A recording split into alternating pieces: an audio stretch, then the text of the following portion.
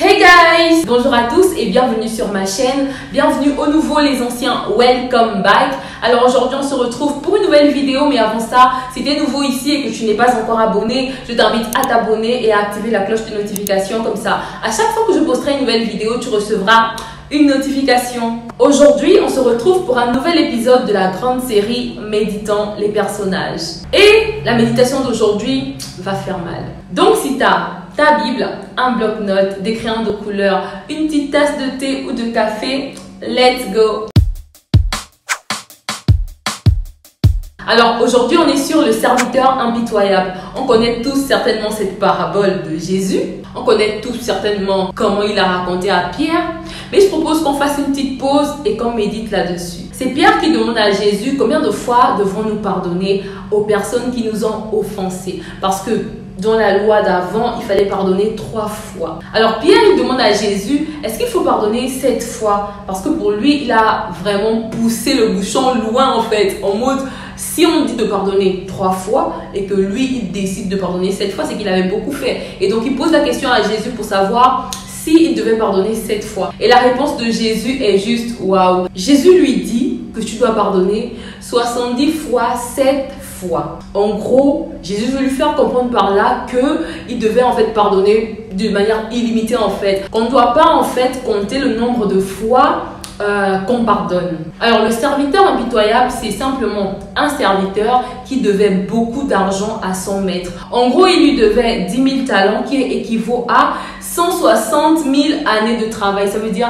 qu'il devait travailler pendant 160 000 pour pouvoir rembourser à son patron en fait ce qu'il lui devait. Alors le maître l'a emmené devant tout le monde et a dit au serviteur impitoyable, tu dois me rembourser mon argent.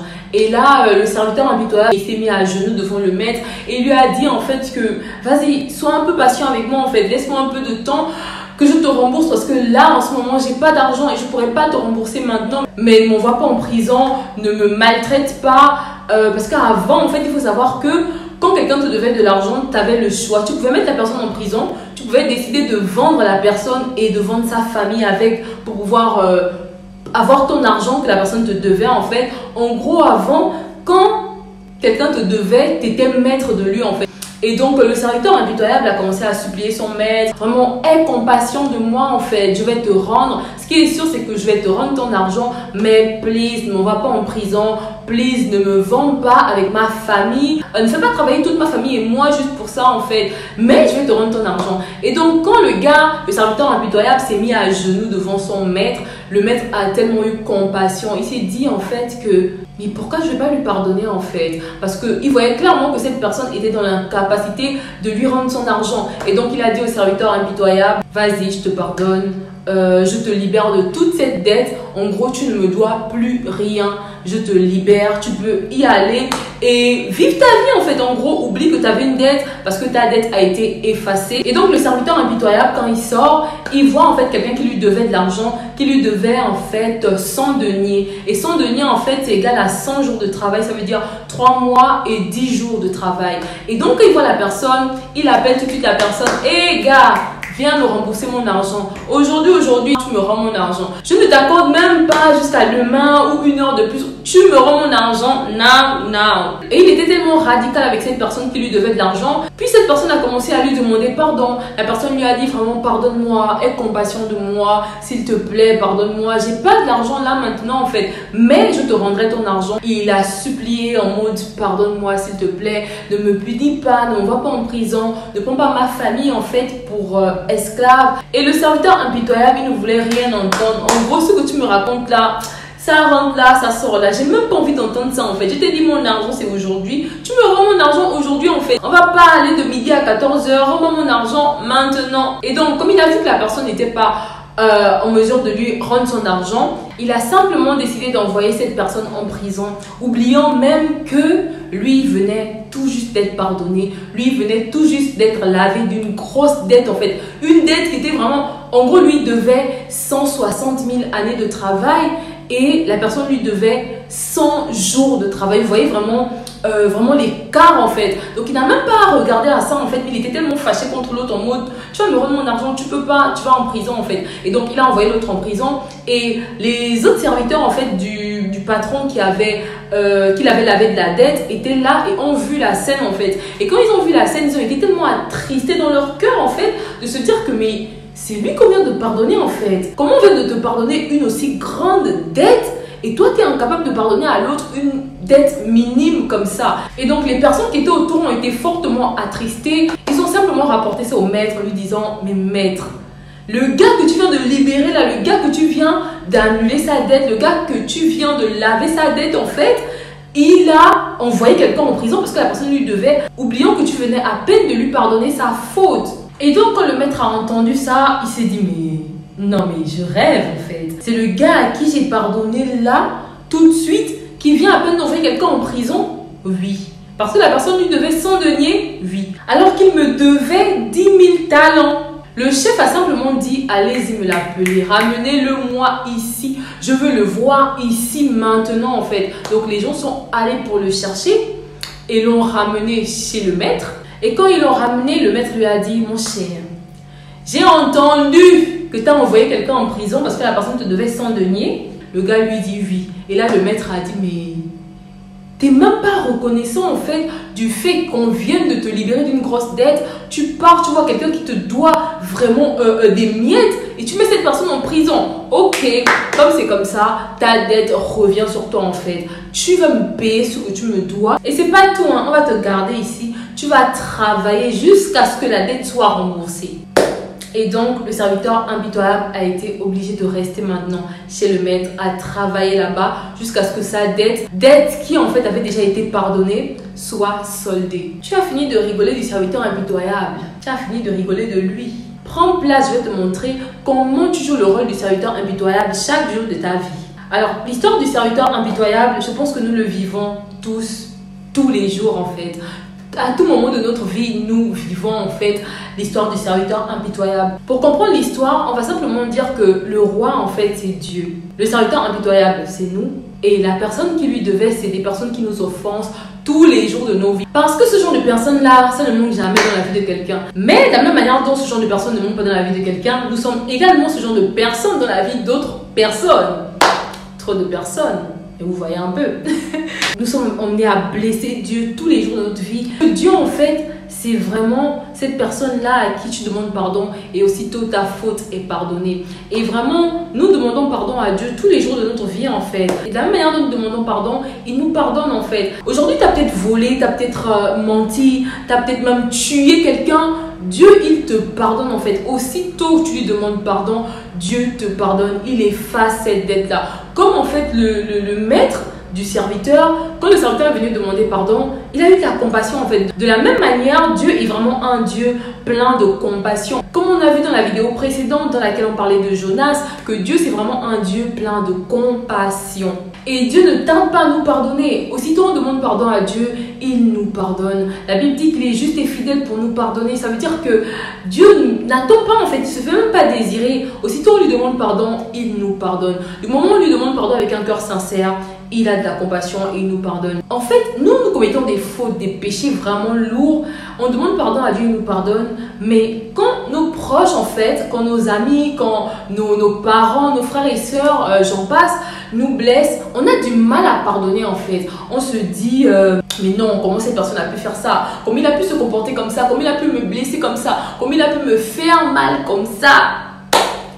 Alors que nous, on fait mal à Dieu tous les jours en fait. On blesse Dieu tous les jours, on attriste Dieu tous les jours, mais il nous pardonne. C'est ouf en fait quand on se rend compte que Dieu nous pardonne tous les jours. Dieu nous pardonne pour nos fautes les plus lourdes. Dieu nous pardonne pour les fois même où on a brisé son cœur. Pour des fois même où on lui a fait des promesses qu'on n'a pas tenues. Pour des fois même où on était censé marcher d'une manière, mais on a marché de l'autre manière. Pour les fois même où on s'est détourné de son chemin, on l'a trahi, il nous pardonne.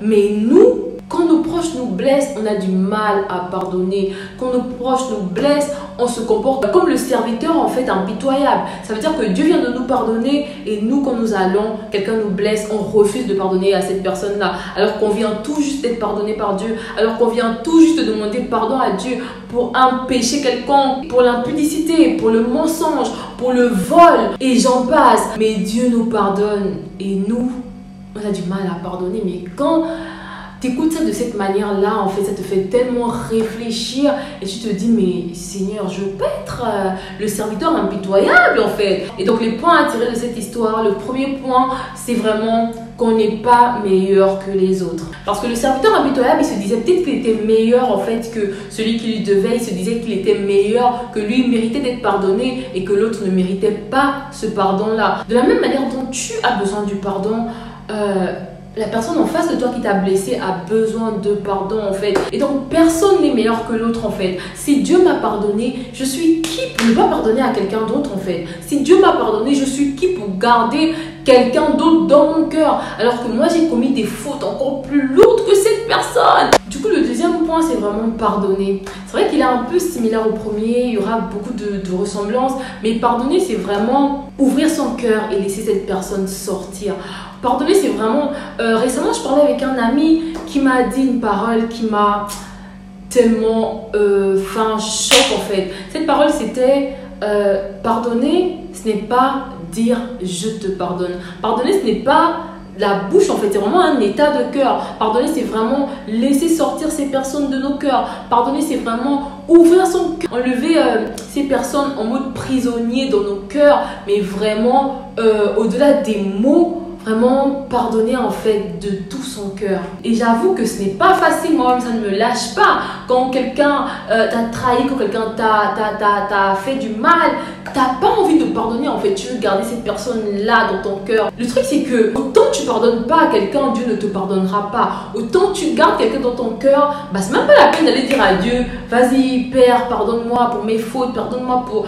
Non, en fait. Aussi longtemps que tu gardes quelqu'un dans ton cœur, Dieu ne te pardonne pas. Et c'est vraiment ce que j'ai retenu de cette méditation. Cette méditation m'a fait tellement de bien et je prie qu'elle fasse également du bien à ces personnes-là, en fait, qui ont besoin de l'écouter. Parce que la parole de Dieu vient toujours au bon moment. Et cette méditation, pour moi, est arrivée tellement au bon moment, en fait, où Dieu m'a beaucoup parlé, en fait, par rapport au pardon. Dieu m'a beaucoup parlé, même quand ça a fait mal. Parce que pardonner, c'est pas facile, hein. Ça fait mal, tu auras mal, ton cœur sera serré. Tu vas te dire, mais non, Père, je pardonne pas. Mais tu vas comprendre que si tu pardonnes pas, Dieu ne te pardonne pas. Est-ce que tu veux rester comme ça et que Dieu ne te pardonne pas? Qu'est-ce que tu seras, en fait, si Dieu ne te pardonne pas? Et juste de penser à ça, tu te dis, j'ouvre mon cœur, en fait. Je laisse cette personne sortir avec beaucoup de larmes, avec beaucoup de tristesse. Mais il n'y a rien de plus beau que de pleurer, en fait, dans les bras de Dieu, en fait. En mode, ça te fait mal. Tu vas dire à Dieu, Seigneur, j'ai mal. Mais oui, là, j'ai mal, en fait. Père, j'ai mal. Et il saura tellement comment te consoler. Il saura tellement comment te parler. Il saura tellement les mots justes à te dire, en fait. Parce que Dieu, c'est pas un Dieu qui est là-bas au ciel, en fait. C'est un Dieu qui est là avec nous, qui sait comment prendre soin de nous, qui sait comment nous parler, qui sait comment veiller sur nous. I'm in love. Je suis amoureuse, en fait, de ce Dieu-là qui est là, en fait. Et le dernier point, en fait, que j'ai noté, c'est vraiment garder son cœur. Parce que tout ce qui est retrouvé dans notre cœur, c'est notre responsabilité. Ça veut dire que si l'amertume est dans ton cœur, si la haine, si la colère est dans ton cœur, c'est ta responsabilité, en fait. C'est pas la responsabilité de quelqu'un. Dieu ne va pas dire, ah oui, c'est parce que Sarah t'a blessé. Ah oui, c'est parce que Emilien t'a blessé. Ah oui, je comprends, en fait.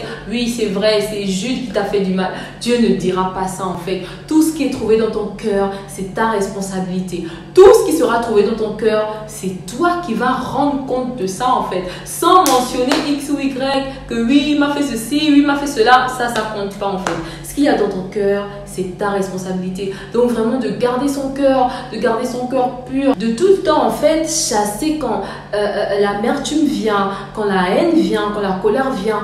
Vraiment, de se dire que mon cœur n'est pas une poubelle, en fait. Mon cœur n'est pas une poubelle. Je ne vais pas garder de l'amertume. Je ne vais pas garder de la colère. Je ne vais pas garder de la haine. Je ne vais pas garder ceci. Je ne vais pas garder cela dans mon cœur parce que mon cœur n'est pas une poubelle. Mon cœur appartient à Dieu. Et tout ce qui doit être trouvé dans mon cœur doit être des choses que Dieu lui-même a plantées. Et vraiment, ce n'est pas quelque chose qui est en ordre dans ma vie. Chaque jour de ma vie, je traverse des moments où j'ai pas envie de pardonner. Chaque jour de ma vie, je traverse des périodes où c'est dur, en fait. Mais c'est vraiment quelque chose sur laquelle en fait Dieu est en train de travailler en ce moment dans mon cœur. Et je me suis dit en fait que cette méditation va aider des personnes, cette méditation va aider plusieurs personnes. De la même manière dont cette méditation a vraiment apaisé mon cœur, m'a vraiment permis de libérer mon cœur en fait. Je prie que cette méditation permette également de libérer chacun de vos cœurs. J'espère que cette méditation vous a fait du bien comme elle m'a fait du bien à moi. D'ici là, je vous fais plein de bisous